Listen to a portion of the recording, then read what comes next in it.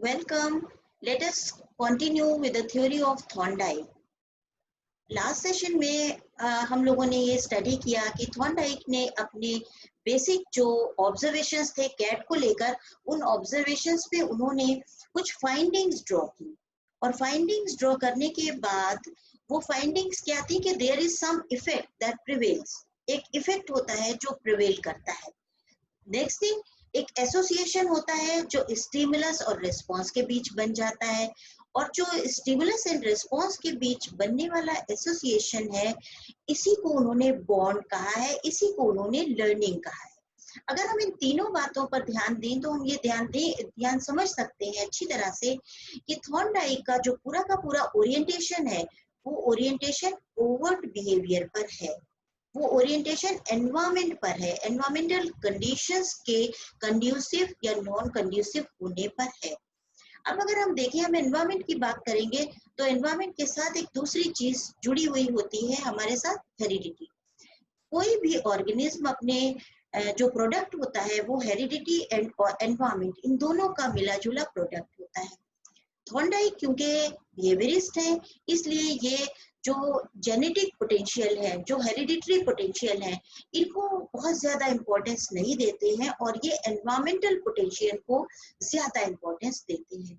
तो environmental potentials जो हमारे हैं, यानी एनवायरमेंट कैसा होना चाहिए, जो लर्निंग है वो सारी की सारी एसोसिएशन है, association between stimulus and response. Stimulus क्या चीज है, यानी वो ऑब्जेक्ट, वो ऑब्जेक्टिव, वो कंडीशन जो रेस्पॉन्स करने के लिए कंपेल करे, जो रेस्पॉन्स करने के लिए बाध्य करे, जिसके जिसके होने पर ऑर्गेनिज्म ऐसा ना हो कि रेस्पॉन्स ना करे, एक ऐसी कंडीशन को, एक ऐसी ऑब्जेक्टिव को वो स्टिमुलस मानते हैं। और ये एनवायरमेंट में फिजिकल स्टिमुलस की शक्ल में भी मौजूद हो सकता है, ये इमोशनल स्टिमुलस भी हो सकता है, और ये हमारे जो फॉर्मल एजुकेशन है उसमें जो लर्निंग है हमारी, उसमें ये सब्जेक्ट के फॉर्म में भी मौजूद हो सकता है। तो जब ये बिहेवियरिस्ट है और इन्होंने इन चीजों को माना है, तो अपने थ्योरी में जो लास्ट में इन्होंने उसकी फाइंडिंग्स बताई कि बिहेवियर ऑब्जर्वेबल होता है, और ऑब्जर्व इन्होंने क्या किया, थॉर्नडाइक ने ऑब्जर्व किया कि there is some effect that prevails, यानी जो सारा एक्सपेरिमेंट है उसमें कोई एक प्रभाव है जो पूरे के पूरे ऑर्गेनिज्म को प्रभावित कर रहा है, पूरी जो एक्सपेरिमेंटल कंडीशन है उसको प्रभावित कर रहा है। और दूसरी चीज, जो स्टिमुलस एंड रेस्पॉन्स के बीच एसोसिएशन बन रहा है, वो एसोसिएशन स्ट्रेंथन भी किया जा सकता है और वीकेंड भी किया जा सकता है। किन दो कंडीशंस के आधार पर, नेचर ऑफ स्टिमुलाई को में वेरिएशन लाकर, या फ्रीक्वेंसी ऑफ स्टिमुलेशन को बढ़ाकर या घटाकर। तीसरी चीज जो नोटिस की गई या जो ऑब्जर्व की गई, वो चीज हुई कि क्या इस बिहेवियर को अगर हम कुछ दिनों के लिए स्टॉप कर दिया जाए, यानी कैट के साथ जो एक्सपेरिमेंटल कंडीशन में उसको रखा जा रहा है, वो एक्सपेरिमेंट कुछ दिनों के लिए बंद कर दिया जाए, तो क्या हम फ्यूचर में उस व्यवहार को बिना किसी ट्रेनिंग के, बिना किसी ट्रायल के दोबारा से इंड्यूस कर सकते हैं, या वो बिहेवियर दोबारा से रिफ्लेक्ट होगा। जब इसको देखा गया तो थॉर्नडाइक ने ये पाया कि नहीं, वो बिहेवियर हमको जो ऑटोमेटिक हो जाता है, दोबारा अगर हम उसमें गैप कर देते हैं तो वो बिहेवियर हमें वैसा का वैसा दोबारा से रिफ्लेक्ट नहीं होता।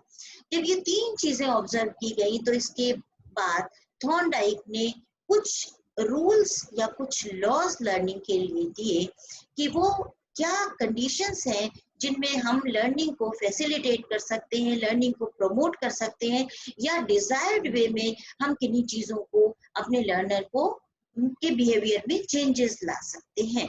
So today we will study about the laws of learning given by Thorndike. So we will start with the sharing of a screen with you. हम आपके साथ एक स्क्रीन शेयर कर रहे हैं।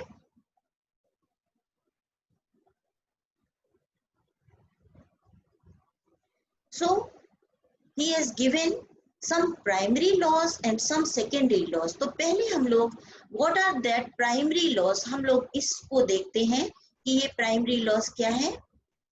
The first law is law of readiness. Law of readiness में 4 चीजों को अगर हम देखें तो जरूरी होती हैं। First thing is mental set, curiosity, interest and challenge. अब मैं स्टॉप करती हूँ sharing and we will discuss about these things. Law of readiness, यानी एनिमल और ऑर्गेनिज्म या ह्यूमन बीइंग, कुछ भी हो। अपने एक्सपेरिमेंट में उन्होंने एनिमल पर ये स्टडी किया, लेकिन बाद में फर्दर रिसर्चेस के बेसिस पर ये ह्यूमन एजुकेशन में जब अप्लाई किया गया तो पाया गया कि रेडीनेस इज द अल्टीमेट और the most important condition for learning. यानी लर्निंग के लिए, किसी भी चीज को लर्न करने के लिए एक प्रिपरेटरी सेट होना जरूरी है। यानी ऑर्गेनिज्म, बच्चा, लर्नर या ह्यूमन बीइंग, कोई एडल्ट हो सकता है, वो उस पर्टिकुलर थिंग को लर्न करने के लिए मेंटली, इमोशनली और फिजिकली तैयार हो, उसको हम कहते हैं mental set. Mental set can be induced by asking some question, by relating the content with the previous knowledge of the student। दूसरी चीज क्या हो सकती है, एक क्यूरियोसिटी होनी चाहिए। जो लर्निंग कंटेंट है वो इस अंदाज में प्रेजेंट होनी चाहिए कि लर्नर ये सोचने के लिए कंपेल हो, बाध्य हो कि क्या चीज है जो अभी मैं जानता नहीं हूँ और इसके बाद मुझे पता हो जाएगी। लर्निंग में एक क्यूरियोसिटी का होना जरूरी है प्रेजेंटेशन में। And things must be interesting. Learning हमारी जो कंटेंट है वो इंटरेस्टिंग होनी चाहिए। ऐसा नहीं होना चाहिए कि वो चीजें जिनमें हमें कोई इंटरेस्ट नहीं है। आप देखते होंगे एक जनरल रिमार्क होता है कि इस चीज में मुझे, इस सब्जेक्ट में मुझे इंटरेस्ट नहीं है। बच्चे अमूमन कहते हैं मुझे फिजिक्स में इंटरेस्ट नहीं है या मुझे फाइन आर्ट्स में इंटरेस्ट नहीं है, तो वो चीजें हम सीख नहीं पाते।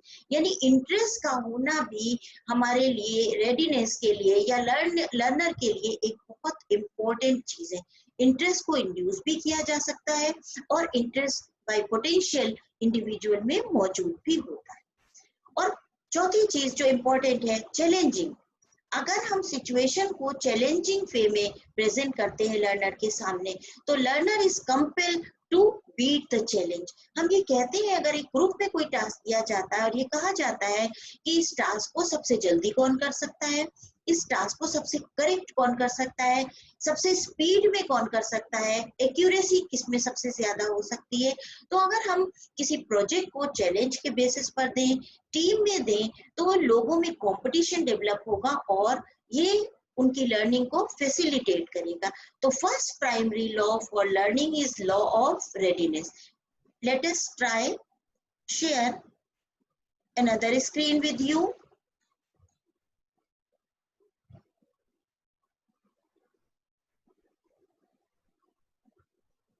दूसरा अगर हम लॉ देखते हैं तो लॉ ऑफ रेडीनेस, सॉरी दूसरा नहीं, लॉ ऑफ रेडीनेस को ही जो डिफाइन कर रहे हैं, थॉर्नडाइक को कह रहे हैं, when an action tendency is aroused through preparatory adjustment.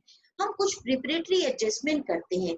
Suppose हम क्लास को अरेंज करते हैं, हम किसी इवेंट को अरेंज करने के लिए ये कहते हैं कि ये चीजें आज हम लोग जो सीखने जा रहे हैं, it is very interesting, it is very important for your examination, it is very easy. तो ये सारे जो प्रिपरेटरी स्टेटमेंट्स होते हैं, ये कहीं ना कहीं सेट को इंड्यूस करते हैं। और इसमें जो तैयारी है, सेट कहते हैं उस तैयारी को। यानी हम कहेंगे take out your books, take out your answer book, prepare to listen me। अपने आप को तैयार कर लो। तो जो लर्नर है वो पूरी तरह से अटेंटिव हो जाता है उस चीज की तरफ, हमारे बोर्ड की तरफ, टीचर की तरफ, और वो देखने लगता है, इस बात के लिए तैयार हो जाता है कि कौन सी चीज आज हमें हमारा टीचर बताने वाला है। और इसके लिए एक बहुत इंपॉर्टेंट चीज और भी होती है, एटीट्यूड। लर्निंग के लिए पॉजिटिव एटीट्यूड का होना भी बहुत जरूरी होता है।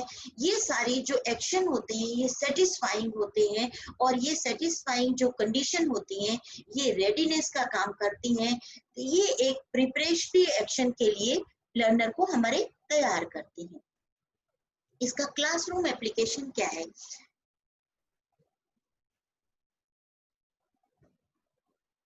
हम क्लासरूम में सेट को डेवलप करने के लिए कौन से ऐसे पर्टिकुलर काम है, पर्टिकुलर पॉइंट्स है जिनको हम एक एज ए टीचर अगर ध्यान में रखेंगे तो हमारा लर्नर उस चीज को सीखने के लिए तैयार रहेगा। तो first and foremost important thing is individual attention, और इंडिविजुअल अटेंशन हम तब दे पाएंगे जब हम इंडिविजुअल डिफरेंसेस को रिस्पेक्ट देंगे। Every individual is not same. Class में बैठे हुए 50 स्टूडेंट्स इक्वली कॉम्पिटेंट नहीं होते, इक्वली अटेंटिव नहीं होते, इक्वली केपेबल नहीं होते, neither in the part of their mental capabilities, neither in the part of their physical potentials. इस सब में उनमें डिफरेंसेस पाए जाते हैं। तो being a teacher we have to consider their individual differences, और इंडिविजुअल डिफरेंसेस को अगर हम पहले अपने माइंड में रखते हैं तो हमें ये ध्यान रखना पड़ेगा कि हम किस अपने लर्नर को किस तरह डील करेंगे। उसमें सेट को डेवलप करने के लिए किसी में चैलेंज बनाकर जरूरी होगा, सेट को इंड्यूस करना, किसी में इंटरेस्ट डेवलप करना होगा, और किसी में हमको कहीं ना कहीं क्यूरियोसिटी डेवलप करनी होगी। तो ये डिफरेंसेस के अकॉर्डिंग हमें तैयार करना हो पड़ेगा। Learning must not be forced. ये कैसी होनी चाहिए? मोटिवेटेड होनी चाहिए। लर्निंग के लिए इंडिविजुअल को हमें फोर्स नहीं करना है, बल्कि हमें इसको मोटिवेट करना है।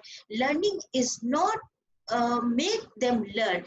जो हमारा टास्क है वो लर्नर को इस बात के लिए तैयार करा देना है कि उसमें सीखने के लिए थर्स्ट डेवलप हो जाए, ना कि इस बात के लिए फोर्स करना है कि जो उसको आज की क्लास में लर्निंग का टास्क है, इसको हमको उसको रेटिफिकेशन के तौर पर, उसको हमें रोट मेमोराइजेशन के तौर पर कंप्लीट कर दिया जाए। ये लर्निंग नहीं है। तो drag attention by asking question. हम तीसरी बात और क्या कर सकते हैं कि लर्न, क्योंकि अटेंशन स्पैन बहुत थोड़ा होता है, किसी भी लर्नर के लिए 30 मिनट तक अपने अटेंशन को इक्वल फॉर्म में बनाए रखना इम्पॉसिबल है, बिल्कुल नहीं बनाए रख सकते। तो हम जब क्वेश्चन पूछते हैं तो हमारा लर्नर अपनी तरफ, हमारी तरफ आप कहीं ना कहीं अटेंटिव हो जाता है, और वो जो अटेंशन कहीं ना कहीं डिस्ट्रैक्ट हुआ था, वो डिस्ट्रैक्शन फिर से अटेंशन में तब्दील हो जाता है। और ये कहीं ना कहीं लर्नर, जब हम क्वेश्चन पूछते हैं तो वो किसी ना किसी इंडिविजुअल को जरूर उसके इंटरेस्ट के अकॉर्डिंग, उसके एप्टीट्यूड के अकॉर्डिंग या उसके चैलेंज के अकॉर्डिंग हो जाते हैं, और इंडिविजुअल इस बात के लिए तैयार हो जाता है कि मुझे अभी क्वेश्चन का आंसर नेक्स्ट टाइम मुझे देना होगा। इक्वल, इसके बाद जब हम क्वेश्चन पूछते हैं तो it is very important for a teacher to make equal distribution, democratic distribution of questions. Democratic distribution of question यानी क्वेश्चन किसी एक इंडिविजुअल से, किसी एक स्टूडेंट से नहीं पूछे जाएं, वो पूरी क्लास के लिए इक्वली डिस्ट्रीब्यूटेड होने चाहिए। तो यही एक चैलेंज के तौर पर हो जाता है। हर इंडिविजुअल, हर लर्नर इस बात के लिए कहीं ना कहीं एक एक्सपेक्टेंसी डेवलप हो जाती है कि हो सकता है अब मुझसे क्वेश्चन पूछा जाए। अगर बार बार हम किसी एक बंदे से ही क्वेश्चन पूछेंगे तो वो बाकी लोगों में एक सेट को डेवलप कर देता है कि मुझसे तो क्वेश्चन पूछा ही नहीं जाता, इसलिए मुझे बहुत इजीली बड़े रिलैक्स वे में क्वेश्चन इस क्लास में बैठने की जरूरत है। तो this is all about law of set और law of readiness. The next law is law of exercise. Thorndike ने जो चीज ऑब्जर्व की थी, मैंने आपको पिछली बात में बताया कि ये देखा क्या कि अगर हम उस कैट को कुछ दिनों तक वो सिचुएशन से अलग कर देते हैं तो बिहेवियर में कहीं ना कहीं वो रेस्पॉन्स जो है वो डिसअपियर हो जाता है। रेस्पॉन्स का डिसअपियर हो जाना इस बात के लिए इंडिकेशन दे रहा है, एक इम्पोर्टेंट और बहुत जरूरी इंडिकेटर है कि एक्सरसाइज इज वेरी इंपॉर्टेंट। यानी जो चीजें हम लर्न करा रहे हैं वो डेली एक एक्सरसाइज के फॉर्म में हमारे बिहेवियर में इंक्लूड रहनी चाहिए। तो दूसरा लॉ जो थॉर्नडाइक हमारे सामने रख रहे हैं, that is law of exercise. Law of exercise में हमने 3 इंपॉर्टेंट चीजें डिजाइन करते हैं कि इसमें क्या चीज इंपॉर्टेंट है? फ्रीक्वेंसी। यानी जो भी चीज आ रही है वो बार बार फ्रीक्वेंटली आते रहना चाहिए। अगर उसकी फ्रीक्वेंसी कम हो जाएगी, फ्रीक्वेंसी का कम होना यानी उसका धीरे धीरे हमारे बिहेवियर से लुप्त हो जाना अपने आप पैदा हो जाएगा। प्रैक्टिस, यानी हम देखेंगे कि जो हमारी पूरी फॉर्मल एजुकेशन है ये प्रैक्टिस पर है। हर लेसन के बाद सम एक्सरसाइजेस आर गिवन, और वो एक्सरसाइजेस कुछ हम क्लासरूम में भी उनकी प्रैक्टिस कराते हैं और हम उसको होमवर्क के तौर पर, असाइनमेंट के तौर पर भी देते हैं। This include practice. अगर प्रैक्टिस नहीं होगी तो लर्निंग अपने आप लैप्स हो जाएगी। उसको रिलैप्स कराने के लिए वी नीड फर्दर प्रैक्टिस। अगर आप फिजिकल ट्रेनिंग में देखें, अगर आप फाइन आर्ट्स की ट्रेनिंग में देखें, अगर आप सिंगिंग को देख लीजिए तो रोजाना प्रैक्टिस करनी पड़ती है। अगर आप किसी डांस के स्टेप्स को देखें तो you need to practice daily, an hour, 2 hour, 3 hours आपको प्रैक्टिस करनी पड़ेगी।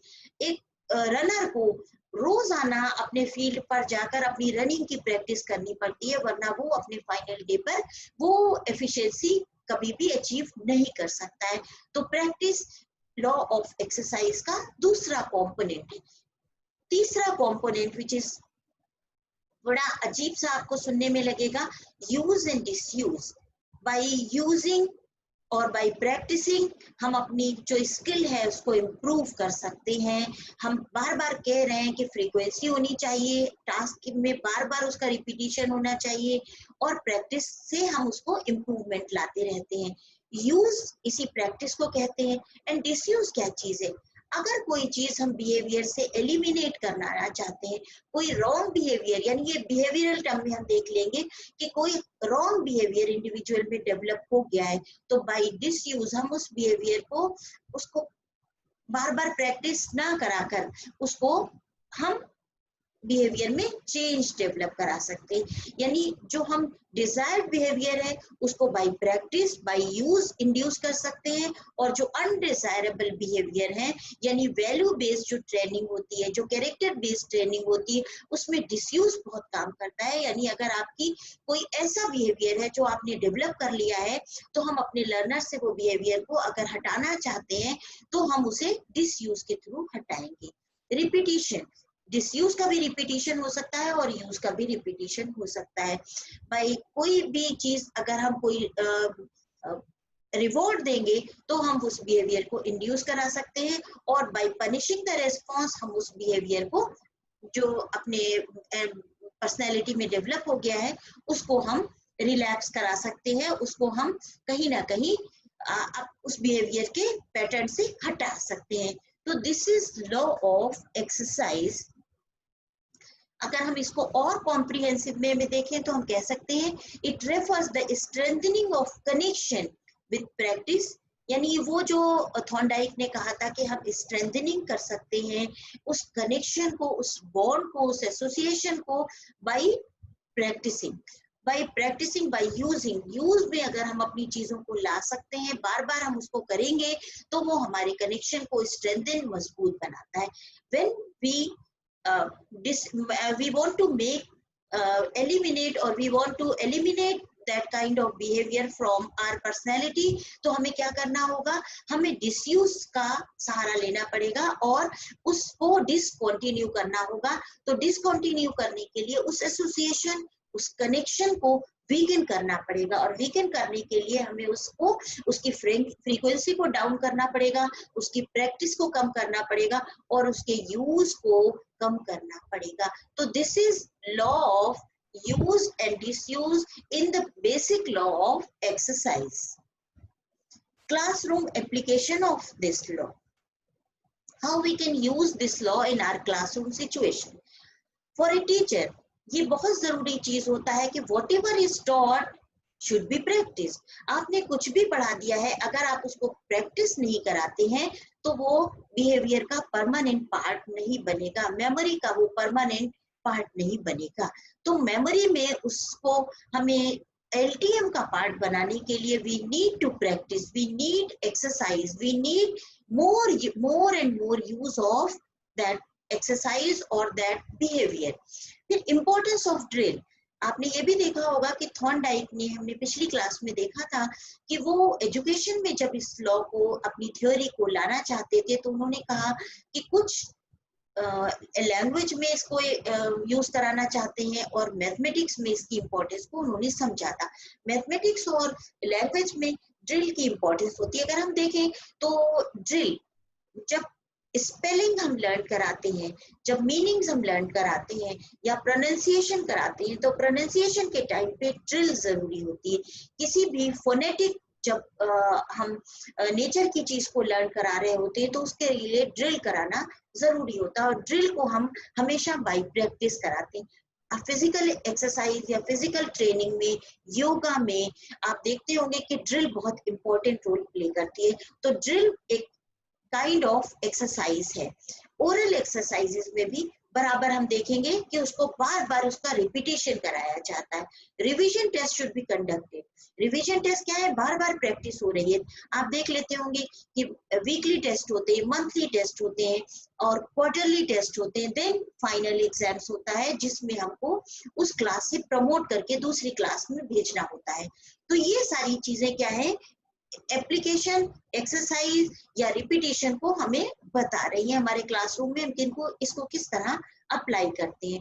डिस्कशन इन ग्रुप्स ये भी प्रमोट किया जाना चाहिए। जब डिस्कस किया जाता है तो जो नॉलेज हमने बाय प्रैक्टिस या बाय एप्लीकेशन सीखी है, उस एप्लीकेशन को हमको यूज करने का मौका मिलता है। और वो जो एप्लीकेशन का ये मोड है, ये हमारी जो नॉलेज है उसको एक परमानेंसी देता है।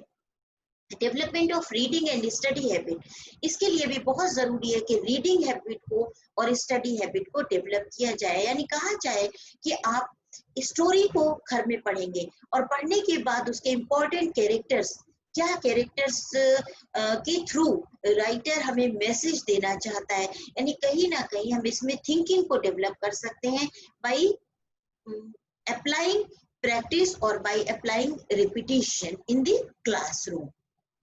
Next law is law of effect. Thorndike ने कहा था कि इफेक्ट जो है वो प्रिवेल करता है, एक इफेक्ट स्प्रेड होता है। What is that effect?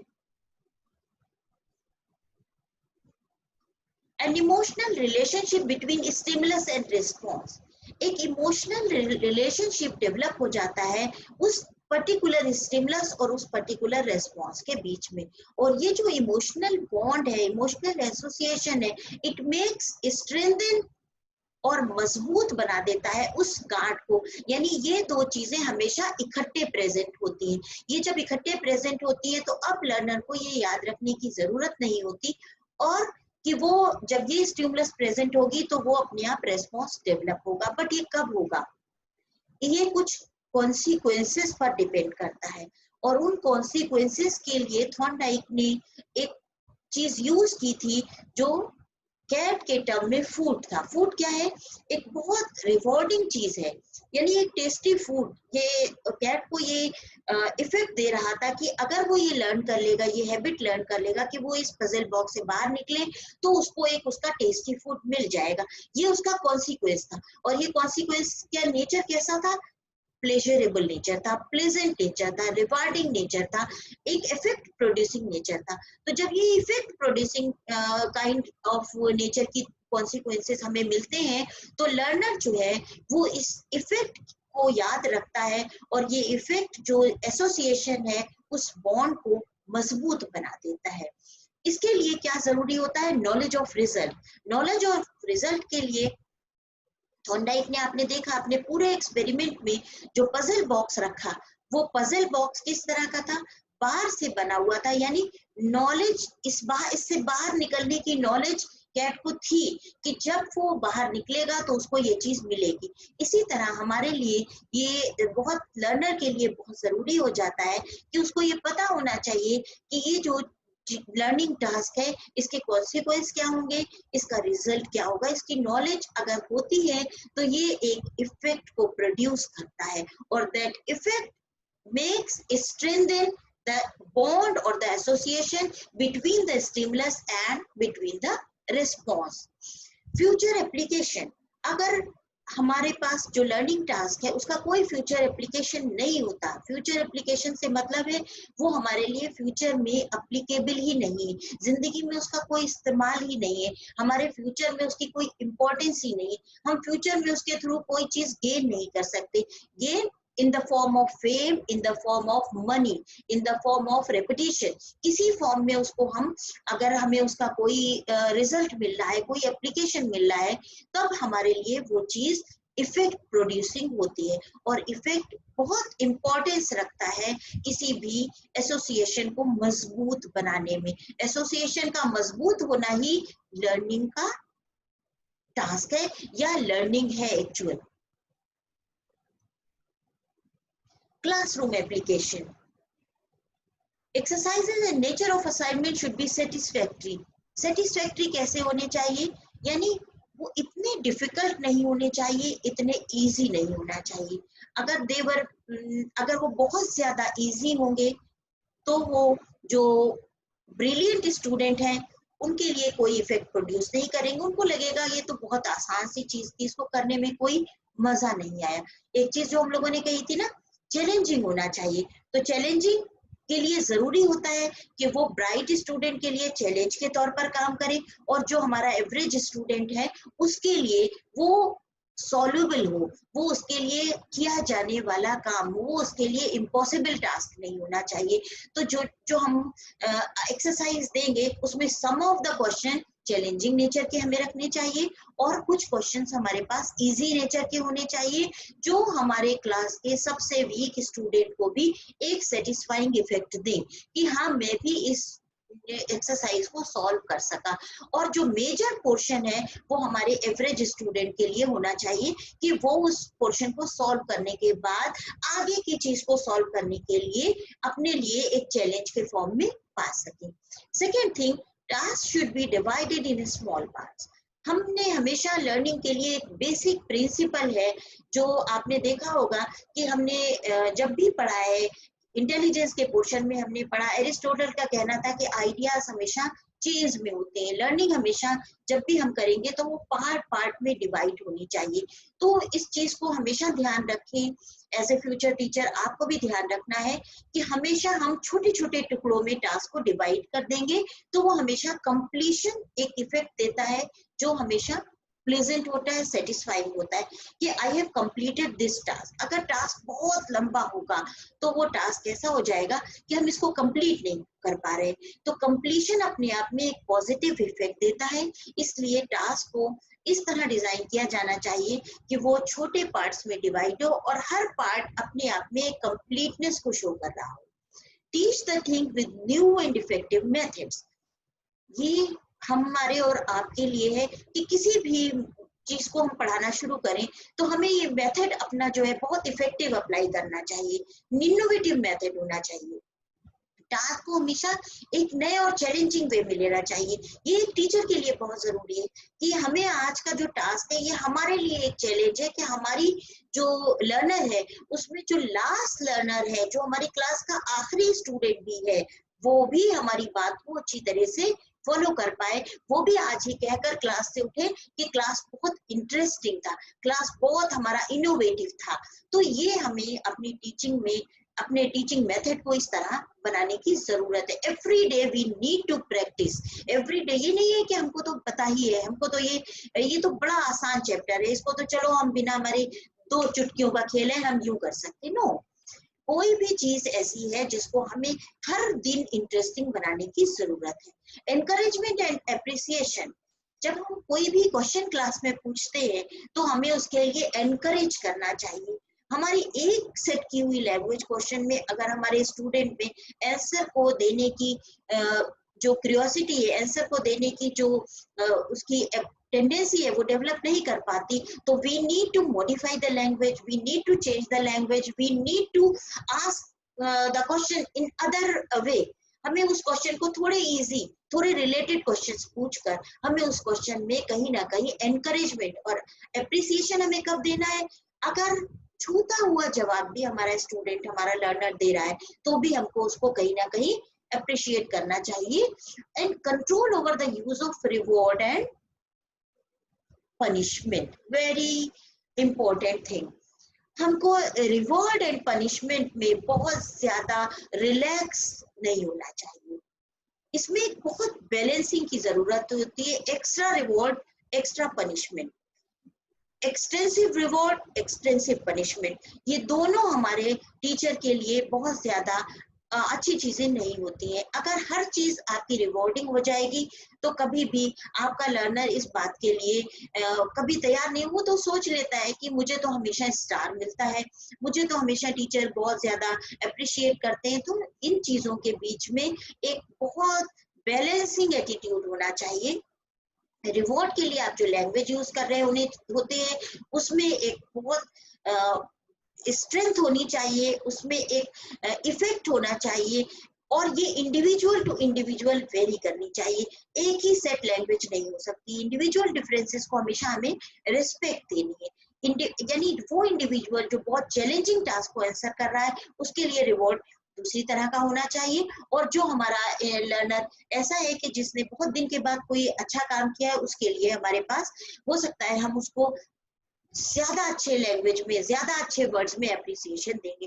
तो उसमें जो हमारा अबव एवरेज स्टूडेंट है उसको ये फील नहीं आनी चाहिए कि हमारे लिए तो ये वर्ड्स इस्तेमाल नहीं किए गए थे। ये इंडिविजुअल टू इंडिविजुअल वेरी करते हैं। इसी तरह से पनिशमेंट के लिए भी एक टीचर को इन दोनों में बहुत बैलेंस एटीट्यूड होना चाहिए, तभी हम लर्निंग को इन 3 लॉज के बेसिस पर इफेक्टिव और कंड्यूसिव बना सकते हैं। तो these were the basic laws of learning, law of readiness, law of exercise and law of effect। ये तीनों लर्निंग के जो लॉज हैं ये बेसिक एंड प्राइमरी लॉज हैं। इसके अलावा थॉर्नडाइक ने कुछ सेकेंडरी लॉज भी दिए हैं जो इन्हीं लॉज के बेसिस पर उन्होंने डिफाइन किए हैं। उनके लिए आपको सिर्फ थोड़ा सा मैं स्क्रीन शेयर कर लेती हूँ, आप उन्हें देख सकते हैं, बट वो इतने इम्पोर्टेंट नहीं होते हैं, वो इन्हीं का एक्सटेंशन है। अगर आप देख लें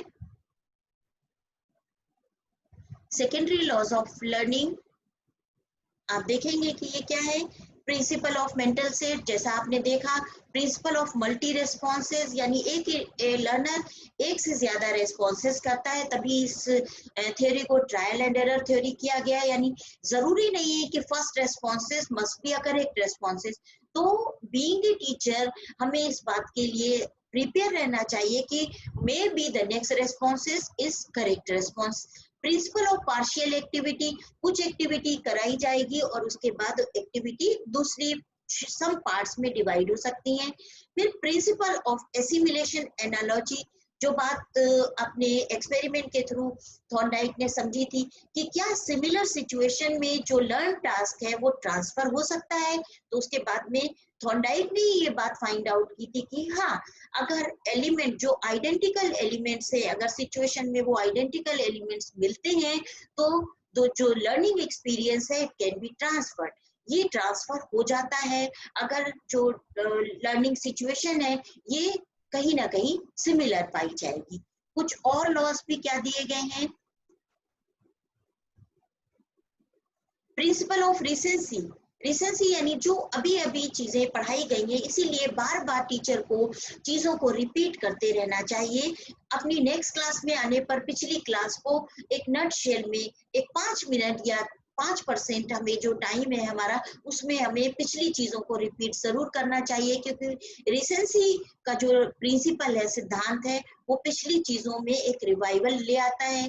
प्रिंसिपल ऑफ एसोसिएशन शिफ्टिंग, जो चीज करंटली लर्न कराई जा रही है उसको लर्न टास्क के साथ उसका एसोसिएशन डेवलप करा दिया जाए, शिफ्ट करा दिया जाए। तो अगर ये दो चीजें होती रहेंगी तो आज की चीज से अगर हमेशा ये चेन के फॉर्म में एरिस्टोटल की चीज को अगर हम बराबर अपने ध्यान में रखेंगे तो वो आज की जो चीज है वो कल की चीज से और कल की चीज लास्ट की चीज से, यानी डे जो हमारा प्रीवियस डे है और प्रीवियस जो हमारा यस्टरडे है उसके साथ शामिल होता रहेगा। प्रिंसिपल ऑफ प्राइमेसी, जो इम्पोर्टेंट चीजें हैं उनको प्राइमेसी के तौर पर, जैसे मैंने कहा प्राइमरी लॉज ऑफ लर्निंग, ये हमें कैसे, दो बातें हमें इस पे ध्यान देंगे कि अगर मैं इसको आपको कहूँ कि हम चीजों में, मैं इसको स्क्रीन आपके साथ स्टॉप करती हूँ और हम जो प्राइमेसी है ये बड़ी इंपॉर्टेंट चीज है। ये प्राइमेसी के लिए एक टीचर को अपनी जो बॉडी लैंग्वेज है इसको भी हेल्प लेनी पड़ेगी, जो अपनी लैंग्वेज है उससे भी हेल्प लेनी पड़ेगी, अपने फेशियल एक्सप्रेशन से भी इससे हेल्प लेनी पड़ेगी। कैसे लेनी पड़ेगी, यानी हमारा इंटोनेशन, हमारा जो टोन है वॉइस का, जो हमारा फ्लुएंसी है बोलने की, जो स्ट्रेस है हमारा, ये सारी चीजें प्राइमेसी को कहीं ना कहीं बताएंगी। प्राइमेसी को बताएंगी यानी कौन सी चीज इम्पोर्टेंट है। अब मैंने कहा इम्पोर्टेंट है, इसमें जो दो लेटर जिन पर मैं जोर दे रही हूँ, that is I and M, जो लेटर्स इम्पोर्टेंट है। इम्पोर्टेंट जब हम कह रहे हैं तो इसका मतलब है हमारा लर्नर, सुनने वाला इस बात पर ध्यान देगा और ये प्राइमेसी में चले जाएंगे। हम कह रहे हैं लॉ, जो प्राइमरी लॉ है, यहाँ हमने पूरे सेंटेंस में जिस वर्ड पर एम्फेसिस दी है, जिस वर्ड को प्राइमरी बताने की कोशिश की है, that word is primary and some laws are secondary.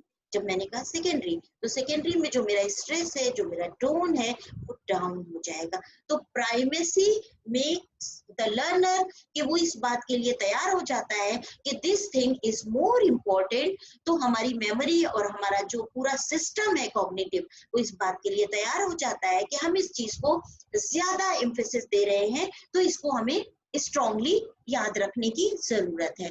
Now we share some other screen with you.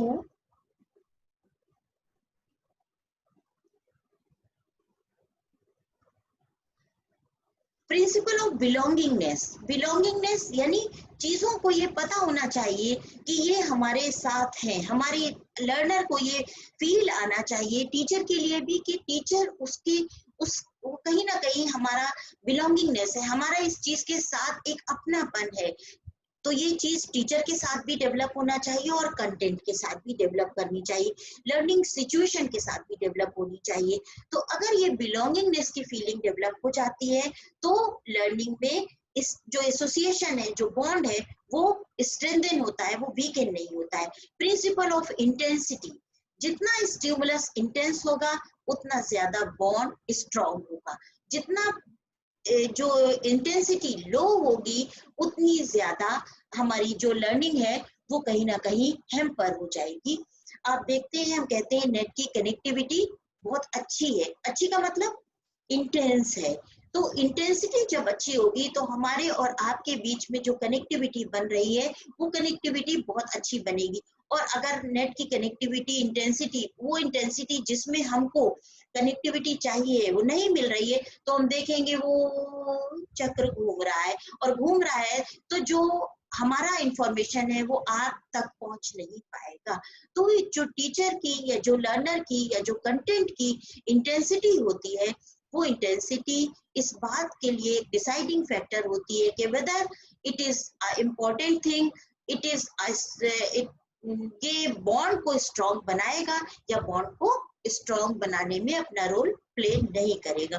तो this is all about laws of learning given by Thorndike.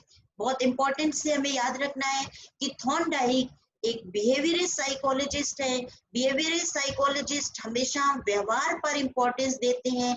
व्यवहार पर इंपॉर्टेंस का मतलब है there will be some stimulus और there will be some responses, यानी जो हमारा ह्यूमन प्रोडक्ट है, ऑर्गेनिज्म में प्रोडक्ट है, वो स्टिमुलस एंड रेस्पॉन्स के बीच का प्रोडक्ट है। यानी हम हमेशा जो लर्न करते हैं, जो सिविलाइजेशन का डेवलपमेंट है, जो कुछ भी लर्निंग है, basis of learning is the association between stimulus and response.